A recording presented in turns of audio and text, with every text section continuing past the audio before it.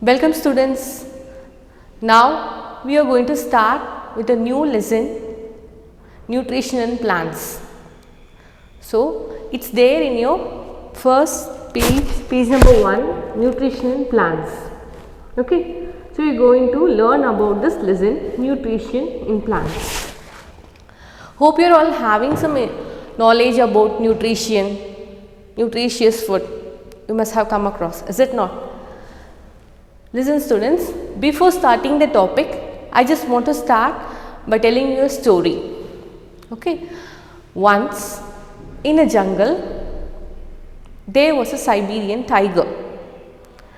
It has a sort of feel that it is the most strongest animal in the jungle. Of course, it is strongest, tiger is the strongest animal, but still it has a proud feel within it. Whatever animal it is seeing, it will finish within minutes for its food. So it was living very happily in the jungle. So suddenly what happened? On one day, a tragedy struck. All the trees fell down. It's dead. And after some time, what has happened? After 1 month, the tiger could not see even a single tree in the sight. It could not find even a single tree. And after a month, about the tiger, it was not alive. It is dead. Can you imagine what has happened within this 1 month? Yes, students, there always exists an interdependence. There always exists an interdependence. Listen, students, here the tiger, Siberian tiger's favorite meal is, hope you all know, the favorite meal is fox, and fox favorite meal is rabbit, and rabbit favorite meal is carrot or grasses. So if grass is not there, rabbit cannot exist or survive, and if rabbit is not there, fox cannot exist or survive, and if fox is not there, tiger cannot exist or survive. Can you understand? This is the moral of the story. There always exists an interdependence. So we, as like an animal, we are highly dependent on plants for food, is it not? So we are utilizing whatever plant products, see, fruit, flower, everything we are eating, leaves or edible, is it not? So we are also highly dependent on plants for food. Okay. Now about the term nutrition. It's commonly related with food, is it not? What do you mean by food? Whatever we are eating or drinking is termed as, considered as food. And now about nutrition. What is the difference between a normal food and a nutrition? When the food what we are intaking, it is utilized for our own growth and development, our own bodies or system growth and development, then it is termed as nutrition, nutritious food, is it not? See here, the proper definition is the process of utilizing the food for growth and development in the body is termed as nutrition. The food what we are intaking, so when it is utilized for its own growth and development, then the process entirely it's termed as nutrition. And what do you mean by nutrients? Nothing but the respective components which are present in the food. So your food might be a combination of carbohydrate, vitamin, protein, fats, minerals and so on. So all these things, carbohydrate, vitamin, proteins, fats and minerals will be in a balanced amount in your food, then it will be termed as nutritious food. Clear? Apart from this, it depends on two things. The food what we are intaking, the way we are taking, either we are taking in a regular way, that is whether in time we are taking, or else after some time or later, or like fasting, if you are taking, it depends on that. Based on that also it have an impact over the health, is it not? And the second thing, how you are utilizing the energy.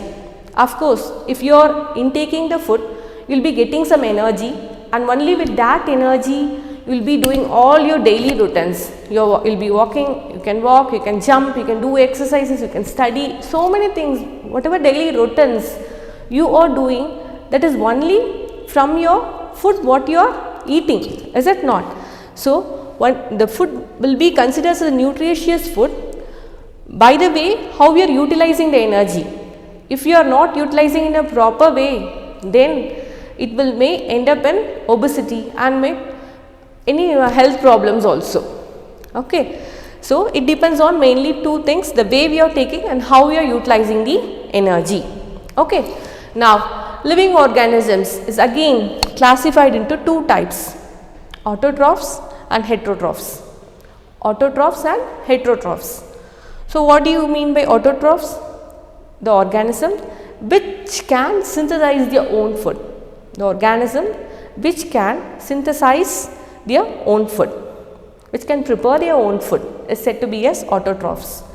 And about heterotrophs, a living organism which depend on another living organism for the food.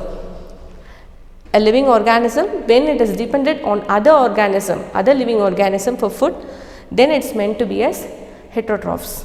Okay. So, now we are going to see about this in detail. Now students, we are going to see in detail about two different types of living organism, autotrophs and heterotrophs. Okay.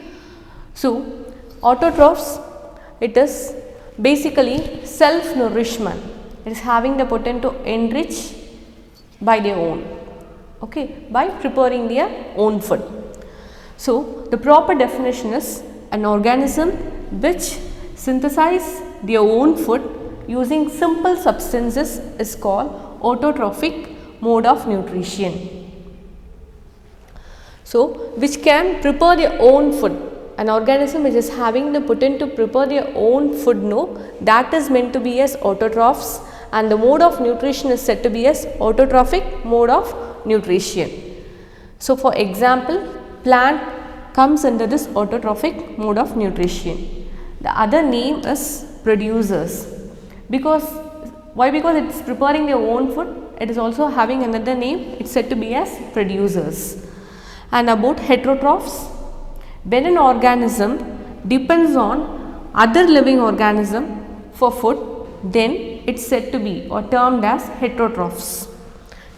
So, that mode of nutrition is meant to be as heterotrophic mode of nutrition, and the respective organism, animals, everything will come under the, it's termed as heterotrophs.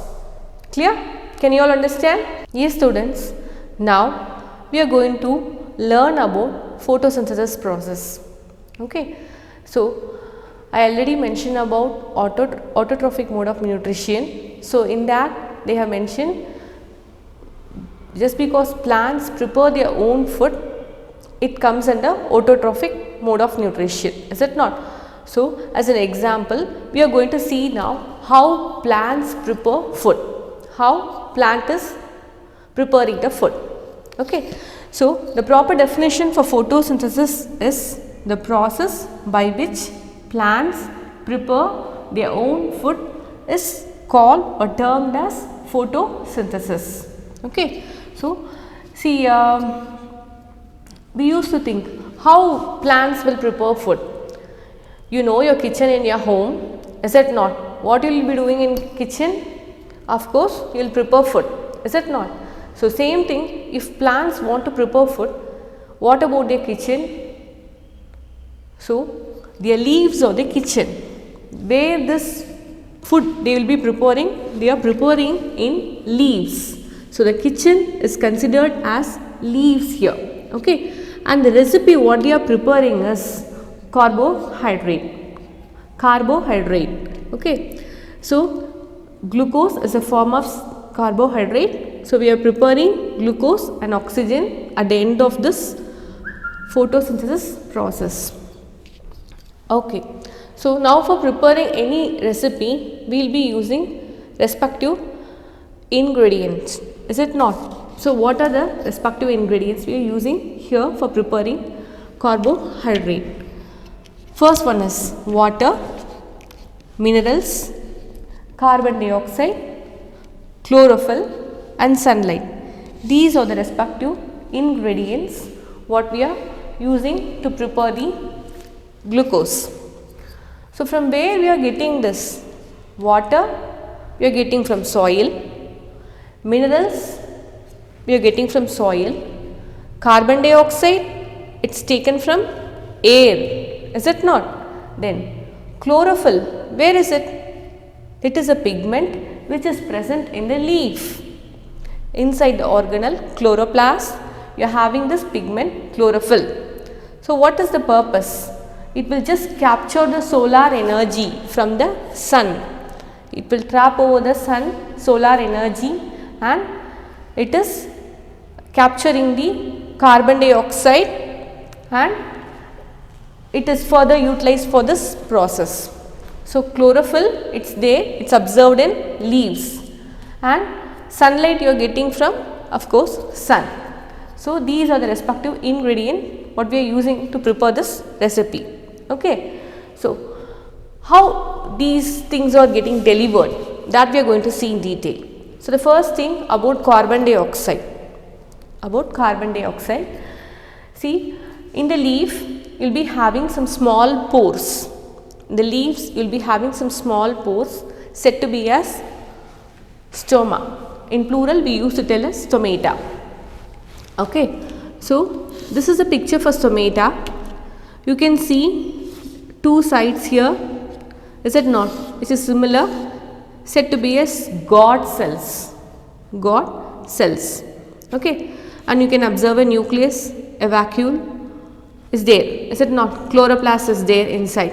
So, what it will do, in between this God cell will get contract in case if carbon dioxide entered in, automatically it will get contract, and when it want to liberate oxygen out, it will expand.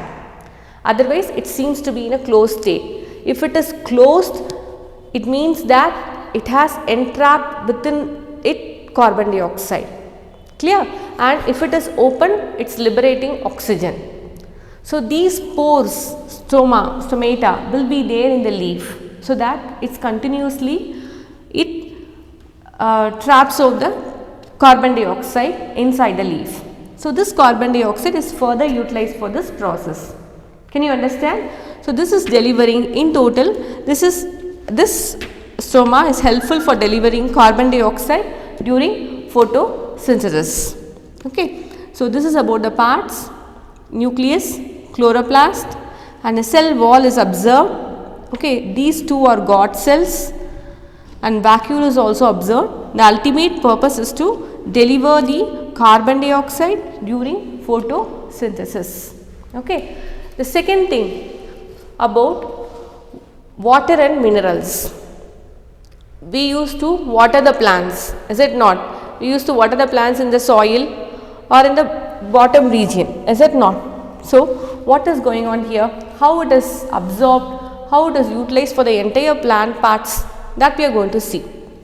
See, in the stem region, you are having a straw like structure, thin straw you will be using for drinking any drinks, cool drinks and all, is it not? So, like that thin straw like structures, hundreds or more than millions of straws will be there in the stem. Okay. So, inside the stem this straw will be there. The straw is nothing but the xylem tubes. So, the purpose of the xylem tube is to deliver water and minerals, So, the movement will be only through one way, it will go up, it will transfer the particle upward. Okay. So, if you are seeing the structure of xylem tube, it has water and minerals inside, the movement is through one way only. So, no end walls in between the xylem tubes, and regarding the structure, they are having lignin in the lignin cell will be there to just give a toughened layer on the surface. So, what it will do, the water what you are just pouring to the plant, that will be absorbed or carried through the xylem tubes to the stem and further to all plant parts. Clear? So, this is how they are getting the carbon dioxide and xylem through stomata and through xylem tubes. They are getting the carbon dioxide and xylem. Now, about the entire process, you know sunlight. So, from that we are getting solar energy. So, from that the chlorophyll is utilizing the solar energy. The chlorophyll which is present in the leaf is using or entrapping that energy, and that is also used here. So, how it is used to prepare the food? Carbon dioxide which is taken out from the air and water which is taken from the soil. Both the ingredient is used here to in the presence of sunlight and in the presence of chlorophyll. They are using it here in order to produce the plant food, carbohydrate or glucose also we can tell. Okay, carbohydrate and oxygen is also liberated. So, this is how they are preparing the plant food. So, this is about this process photosynthesis. Okay. Now, some more questions about this photosynthesis to understand much better. So, where does it happen, students? Where does this photosynthesis process happen? In the leaves. Is it not? In the leaves. When does it happen? Only with the presence of sunlight and chlorophyll, this process can take place. Okay. So, in the presence of sunlight and chlorophyll. So, what are the inputs? Carbon dioxide and water. And what are the outputs? Carbohydrate and oxygen. Which cell does it takes place? Of course, in plant cell it is taking place. What happens to the energy created? It gets energy, is it not? So, how it is utilized? It is stored in fruits, flowers, leaves, everywhere it is stored. So, we are utilizing that and we are gaining the energy, is it not?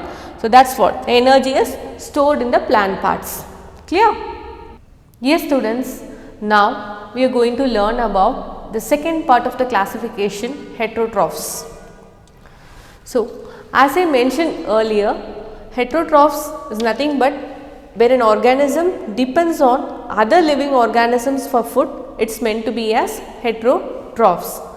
So, we are going to see about each and every types under heterotrophs. So, the first thing is it is parasitic plants. Parasitic plants. So, what do you mean by parasitic plant? Basically, two things will be there in parasitic plant. Basically, two things will be there in parasitic plant. One will be host, another plant will serve as a parasite.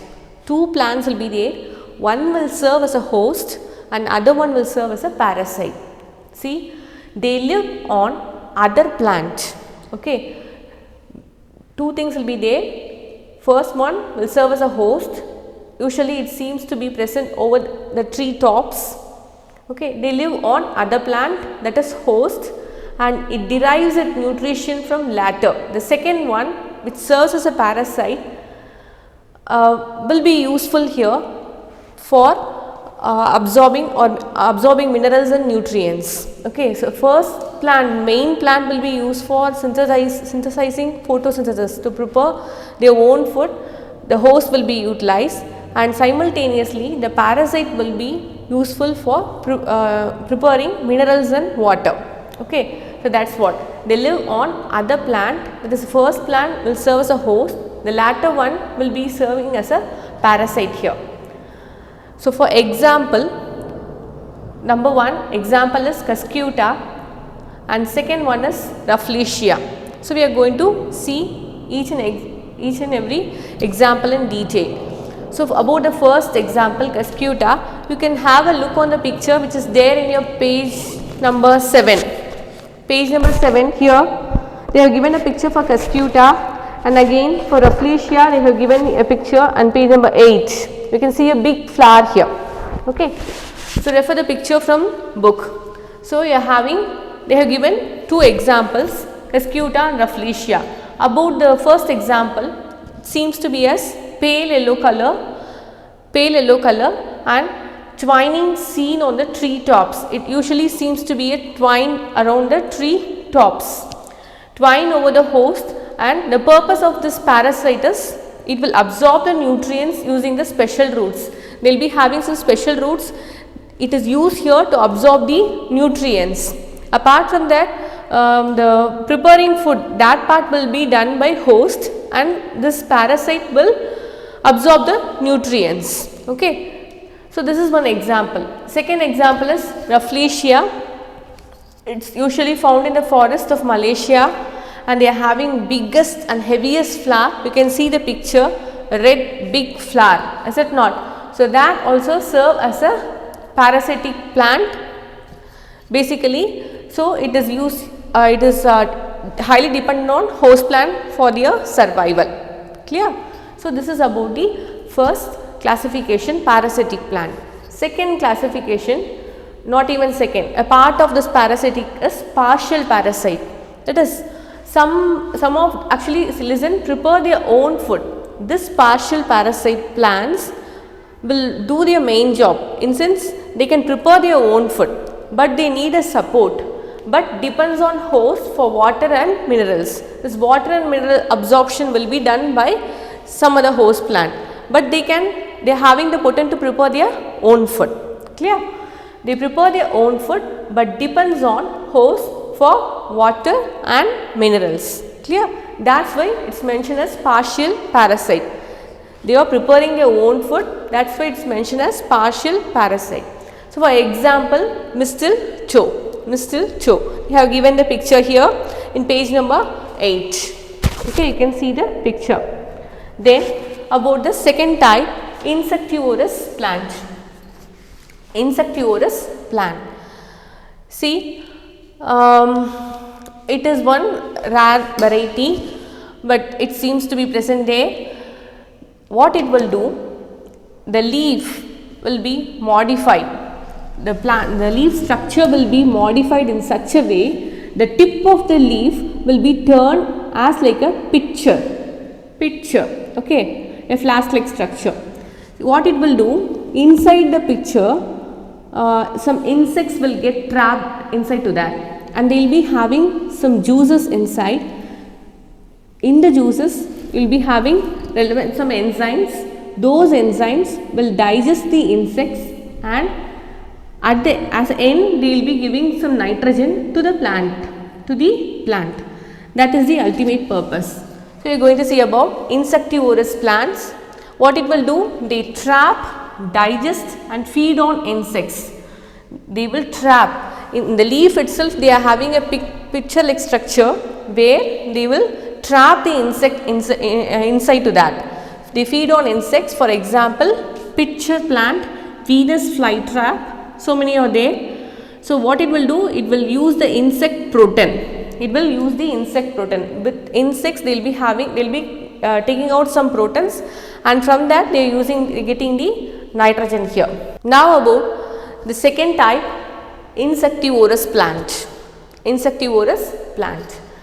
So, what is this? Wherever nitrogen is not readily available in the atmosphere, in that plant, the leaf itself will be modified in such a way like pitcher. You can see the picture here. See, even in your textbook, it is there in your page number 8. You can see the picture of the pitcher here, pitcher plant. Okay. So, what is going on here? The tip of the leaf is modified in such a way as like a flask, it will be there. So, what it will do? It will collect and trap the insects within itself. It will be trapping out the insects, whatever which is coming near to the plant, those insects will be collected here, and they will be having some juice within the pitcher plant, and that juice has some enzymes. Those enzymes are utilized to digest the insects, and as an end product they are getting nitrogen, and that nitrogen they are using for their own plant growth. Okay, so that's what about this pitcher plant. They trap, digest and feed on insects. They are feeding the insects, and as an end product they are getting the nitrogen which is utilized for their own growth. For example, pitcher plant, Venus flytrap. Okay, then they use some insect protein, and here the leaf itself will be will be in a modified way. The structure of the leaf is modified in such a way, modified picture you can see here. So, the tip of the leaf will serve as a lid, the tip, this part will serve as a lid here, and what it will do, it will insect the insect digested, the insect will get digested by the enzymes present in the juices. The insect will get digested by the enzyme present in the juices inside the pitcher, and as an end product they are getting nitrogen. So, they are just compensating the nitrogen which is not available in the atmosphere in that particular part. Clear? This is what about the second type, insectivorous plant. Yes students, now we are going to see about the third type, saprophytic plants. Saprophytic plants. So, saprophytes are nothing but they are getting the nutrients from the dead and decayed ones. Dead and decayed matters, they are absorbing the nutrients. That is what we are going to see now. So, they derive nutrition from dead and decaying organic matter. So, for example, monotropa, mushrooms and bread molds. So, these are some examples under saprophytic plants. So, what is happening in total? They are just absorbing some liquid. They are getting some liquid, and that liquid this parasitic saprophytic plants is using to get nutrients. Okay. So, what is that liquid? From the saprophytic plant, from the saprophytic organism, it releases digestive juices. The saprophytic organism will release digestive juices on dead and decaying matter. See, this juice, what it will do? It will convert the organic matter into simpler substances. Complex substances is turned to simpler substances, that too in a liquid form you are getting. After converting it into a simpler substances, then these liquid will be absorbed by the organism, plant, and it is obtaining nutrition. This is what about us. It releases digestive juices, it converts the organic matter into liquid form, that is the complex substances is turned to a simpler one here, and from that juice is utilized here. It is utilized here to obtain the nutrition from it. Is that clear? Can you all understand? This is about saprophytic plants. Yes students, now about the fourth type, symbiotic plant. So, what is this? These plants, this symbiotic relationship will be usually between two organisms. This relationship is nothing but a close association of two different organisms. Two organisms will be surviving there, and they will be mutually getting benefited. They will be mutually benefited in such a way that will be present. That is nothing but a close association of two different organisms. They are mutually benefited and they get nourishment from each other. Example, lichen. We are going to see about the lichen plant. You can see in the textbook in page number 9, you can see the picture of lichen. Page number 9, you can see the picture of lichen. So, this lichen plant is an association of two things, algae and fungi. So, this algae part will be served as an autotroph, which is helpful or used to synthesize food, and the fungi part will be served as a saprophytic part, and that is used to absorb water and minerals along with the shelter. See, listen here, the symbiotic plants usually will be two things, will be having two organisms. One might be plant, one might be microbes, like that. Two things will be together. Okay. So, the ultimate purpose is both the organism will be mutually benefited. Both the organism will get benefit by associating with each other. So, what they are telling here, they will get nourishment, they will be mutually benefited. Here for an example, they have mentioned about lichen. It is an association in between algae and fungi. Two things are there. So, the algae part serves as an autotroph, which is used to synthesize food, and the fungi part is served to be as a saprophytic part and it is used to absorb here water and minerals. So from both the organism they are utilizing, they are taking the respective water and minerals and food and they are utilizing for their own growth. Can you all understand? So this is about symbiotic relationship. Yes students, now we are going to learn about an example which comes under symbiotic relationship plants. Okay. So as an example we are going to see about Rhizobium. Rhizobium plant. Rhizobium is basically a microbe or a bacterium. Okay. So here what it will do, it will go and attach or associate with the roots of the leguminous plant. This microbe or bacteria will go and attach with the roots of the leguminous plants. Say for an example, it might be pea plant, bean plant, gram plant, anything. So in the roots it will go and associate along with that. Then the purpose of this is, what it will do, plants cannot directly consume the nitrogen which is available in the atmosphere.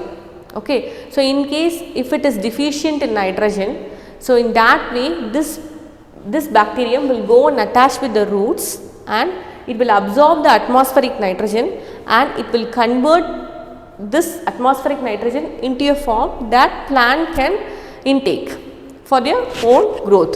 Can you understand? So for that purpose this microbe is utilized.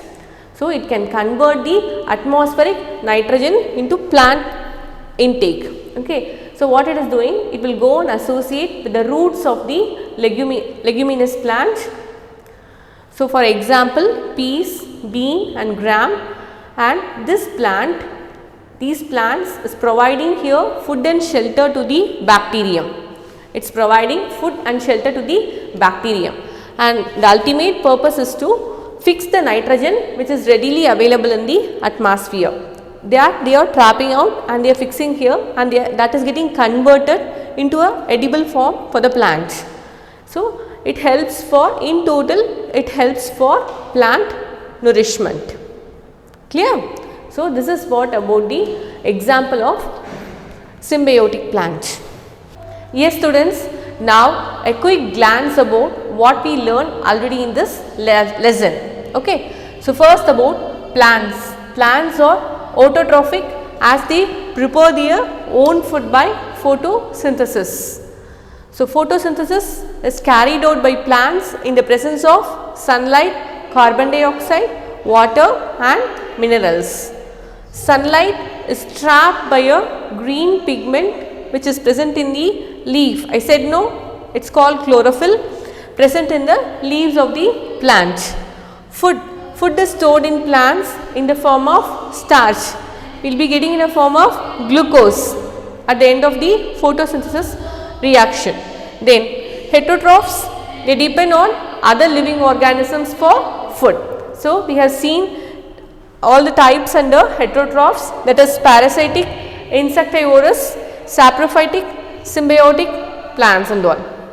Okay. So students, with this we have come to the end of this chapter. So study well.